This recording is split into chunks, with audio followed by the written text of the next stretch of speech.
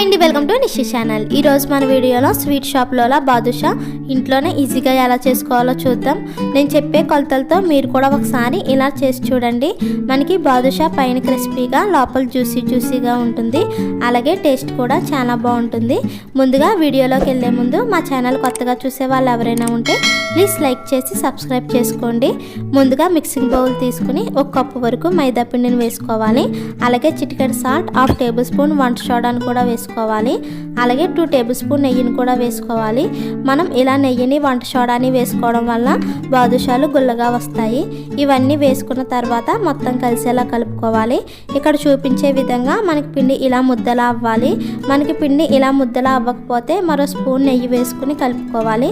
ఇక్కడ చూపించే విధంగా పిండి మొత్తం కలిసిన తర్వాత వాటర్ వేసుకుని కలుపుకోవాలి. మరీ లూజ్గా కాకుండా మరీ టైట్గా కాకుండా కలుపుకోవాలి. నీళ్ళు ముందే వేసేయకుండా కొన్ని వేసుకుంటూ కలుపుకోవాలి.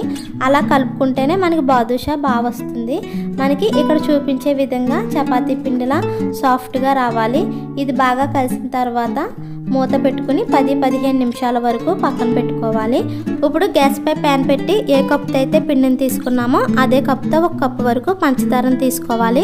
అలాగే 1/2 కప్పు వరకు నీళ్ళను కూడా వేసుకుని పంచదార మొత్తం పూర్తిగా కరిగేంత వరకు కలుపుకుంటూ మరిగించుకోవాలి. ఈ పంచదార కరిగిన తర్వాత 1/2 టేబుల్ స్పూన్ యాలకుల పొడి వేసుకుని మొత్తం కలిసేలా కలుపుకోవాలి. ఇది కలిసిన తర్వాత మంటను లో ఫ్లేమ్లో పెట్టుకుని పాకం వచ్చేంత వరకు మరిగించుకోవాలి. మనకి లైట్గా తీగ పాకం వస్తే సరిపోతుంది. అంటే గులాబ్ జామ్ పాకం కంటే కొంచెం తిక్కగా వస్తే సరిపోతుంది. ఇక్కడ చూపించే విధంగా ఇలా లైట్ తీగ పాకం వచ్చిన తర్వాత 1 టేబుల్ స్పూన్ నిమ్మరసం వేసుకోవాలి. ఇలా నిమ్మరసం వేసుకోవడం వల్ల మనకి పాకం చిక్కబడకుండా ఉంటుంది. ఇప్పుడు మరొకసారి మొత్తం కలుపుకొని గ్యాస్ ఆఫ్ చేసి చల్లారకుండా మూత పెట్టుకోవాలి. ఇప్పుడు మరొక పక్కన ముందుగా కలుపుకున్న పిండిని తీసుకుని ప్రెస్ చేయకుండా కుళ్ళగా మరొకసారి కలుపుకోవాలి. మనం ఎక్కువ ప్రెస్ చేసి కలపడం వలన మనకి బాదుషాలు గట్టిగా వస్తాయి. అందుకని గుల్లగా మరొకసారి కలుపుకొని కొంచెంగా పిండిని తీసుకుని రౌండ్గా బాల్స్లా చేసుకోవాలి.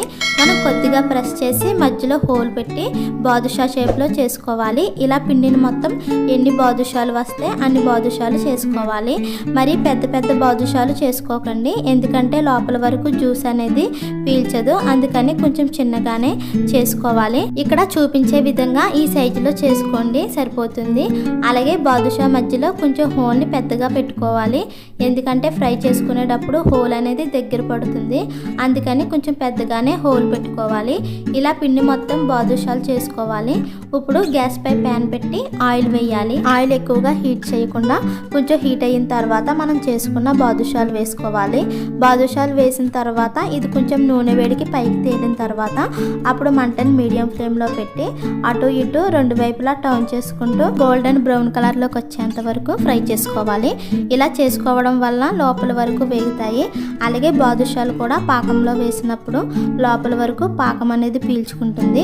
ఇలా గోల్డ్ కలర్లోకి వచ్చేంత వరకు ఫ్రై చేసుకున్న తర్వాత ముందుగా చేసుకున్న పంచదార పాకంలో వేసుకోవాలి. మనం ఇవి వేడిగా ఉన్నప్పుడే పంచదార పాకంలో వేసుకుంటే మనకు పాకం అనేది లోపల వరకు పీల్చుకుంటుంది. వీటిని కూడా అటు ఇటు పాకంలో టర్న్ చేసుకుంటూ పంచదార పాకం మొత్తం బాదుషాకు పట్టే వరకు 5-10 నిమిషాల వరకు పాకంలో ఉంచుకోవాలి. అంతే, మనకి చాలా సింపుల్గా జ్యూసీగా బాదుషాలు అయితే రెడీ అయిపోయాయి. మీరు కూడా ఇదే ప్రాసెస్లో ఒకసారి ఇలా ట్రై చేసి చూడండి. మనకి పైన క్రిస్పీగా లోపల జ్యూసీగా ఉంటాయి. అలాగే టేస్ట్ కూడా చాలా బాగుంటుంది. మీరు కూడా ఒకసారి ట్రై చేసి చూడండి. ఈ వీడియో నచ్చినట్లయితే ప్లీజ్ లైక్ చేయండి, షేర్ చేయండి, సబ్స్క్రైబ్ చేసి పక్కనే ఉన్న బెల్ బటన్ని క్లిక్ చేయండి. Thank you for watching.